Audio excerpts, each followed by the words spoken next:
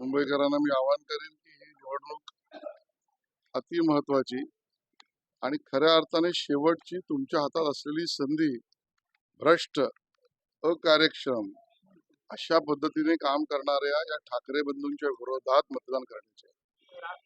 भ्रष्ट आणि अकार्यक्षम ठाकरे राजवट आणि आता ठाकरे बंधू यांच्या पक्षाला धडा शिकवण्याची आहे.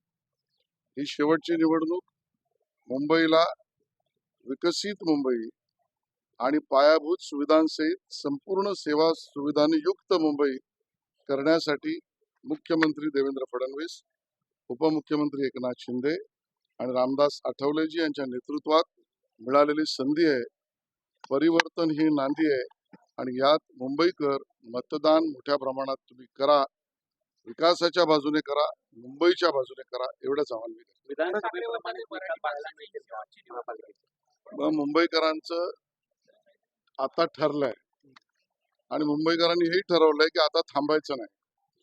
ज्या पद्धतीच्या विकासाची गती मुंबईत सीसी रोड पासून, स्टॉर्म वॉटर ड्रेन पासून, सिवरेज ट्रीटमेंट प्लॅन पासून अटल सेतू पर्यंत माननीय मुख्यमंत्री देवेंद्रजी आणि एकनाथजींच्या नेतृत्वात सुरू झाली आहे, त्याला गतिरोध करणाऱ्या उद्धव ठाकरे यांचा पराभव करायचा आणि आपल्या मुंबईसाठी आपलं योगदान भारी मतदानातून करायचं मुंबईकरांनी ठरवलंय. आणि त्यामुळे निकाल सुद्धा जो येईल तो महायुतीच्या विजयाचा महासुनामी येणार आहे, हे आपण उद्या पहा. राज ठाकरे म्हणतात मराठी माणूस जर उतरला नाही त्याच्यासाठी शेवटची निवडणूक आहे, मुंबई तुमच्या हातात. मी सांगितलं त्यांच्या बुद्धी हा खेळ चालू आहे. जनतेमध्ये या पद्धतीचं आव्हान 2014लाही केलं, 17लाही केलं, हाती पराजयच मिळाला.